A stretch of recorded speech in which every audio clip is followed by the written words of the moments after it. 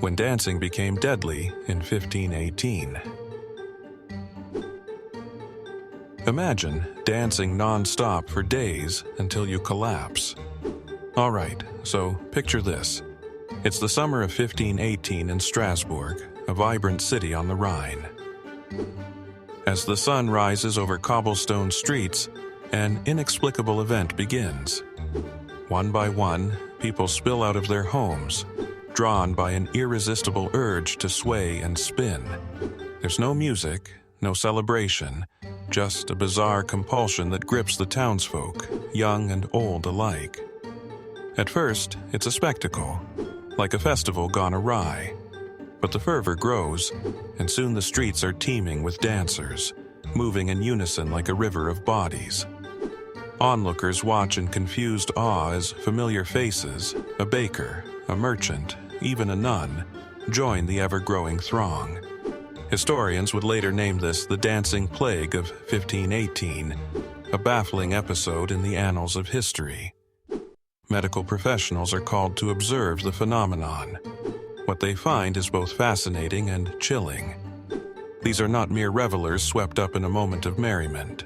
These dancers are compelled, as if possessed. Day turns to night, and still, the movement continues unabated. There's no stopping for food or rest, only dancing until exhaustion hits. News spreads like wildfire across the region.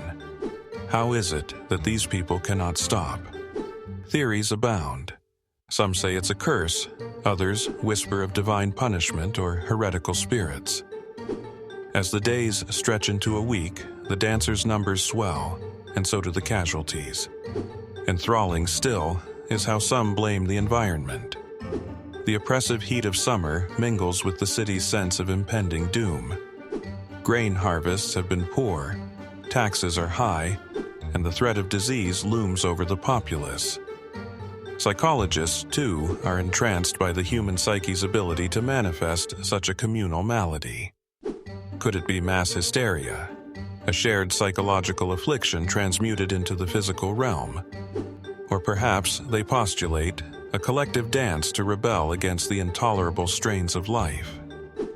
There's chaos, and yet an eerie harmony in the constant movement, a macabre symphony composed of shuffling feet and labored breath.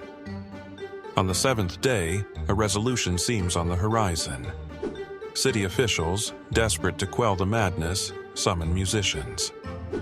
Their aim is to orchestrate a more controlled form of dance, hoping to satiate the fever's hunger.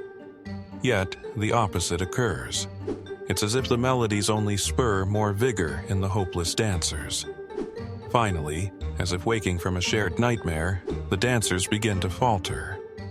Exhaustion and illness claim many, and for others, the spell simply breaks. The city regains its equilibrium, but its people remain haunted by the inexplicable cataclysm.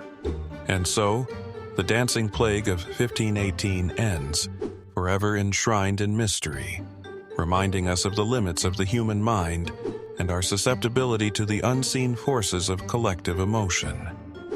What started as an unfathomable compulsion leaves us questioning the very fabric of human consciousness and social interconnectedness.